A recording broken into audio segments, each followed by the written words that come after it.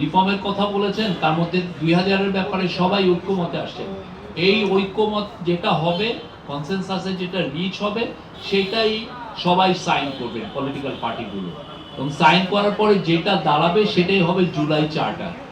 এই জুলাই চার্টারটারই বাস্তবায়ন এই গভর্নমেন্ট কিছু করবেন, পরবর্তী গভর্নমেন্টগুলো এসে করবে, এবং এই বাস্তবায়নের আলোকে নির্ভর করবে ইলেকশনটা কি এই বছরের ডিসেম্বরের মধ্যে হবে নাকি আগামী বছর জুনের মধ্যে হবে।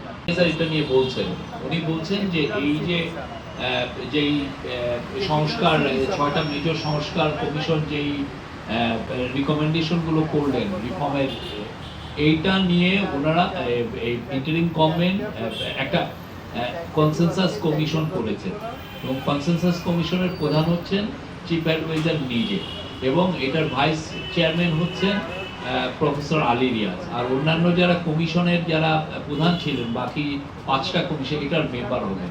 এবং এটা যেটা হবে যে এই কনসেনসাস কমিশন, এই যে 6টা কমিশনের যে পুরো রিপোর্ট, এই পুরো রিপোর্ট নিয়ে দেশের পলিটিক্যাল পার্টিগুলোর সাথে কথা বলবে, সিভিল সোসাইটির সাথে কথা বলবে।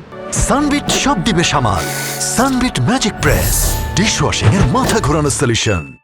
বলার পরে যেটা হবে যে এই যে এই কনসেনসাস কমিশনের সাথে পলিটিক্যাল পার্টিগুলোর কথার মাধ্যমে একটা ডিসিশন হবে যে কতটুকু রিফর্ম আসলে খুব দ্রুত করতে হবে, কতটুকু পরে করা যাবে, কোনটা করার জন্য কনস্টিটিউশনাল অ্যামেন্ডমেন্ট দরকার, আবার কিছু কিছু রিফর্ম আছে যে এটা ইমিডিয়েটলি একটা মিনিস্ট্রি করে ফেলতে পারে, সেটার জন্য আসলে কনস্টিটিউশন রিফর্মও দরকার হয় না, বা ইভেন পলিটিক্যাল পার্টির সাথেও মানে সেইভাবে মানে মেজর কথার প্রয়োজন নাও হতে পারে, বাট ওনারা সবার সাথে কথা বলবেন।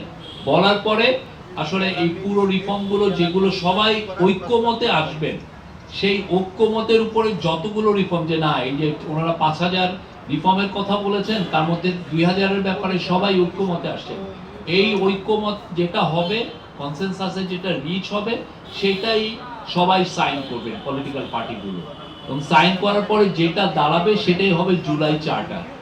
এই জুলাই চার্টারটারই বাস্তবায়ন এই গভর্নমেন্ট কিছু করবেন, পরবর্তী গভর্নমেন্টগুলো এসে করবে, এবং এই বাস্তবায়নের আলোকে নির্ভর করবে ইলেকশনটা কি এই বছরের ডিসেম্বরের মধ্যে হবে নাকি আগামী বছর জুনের মধ্যে হবে।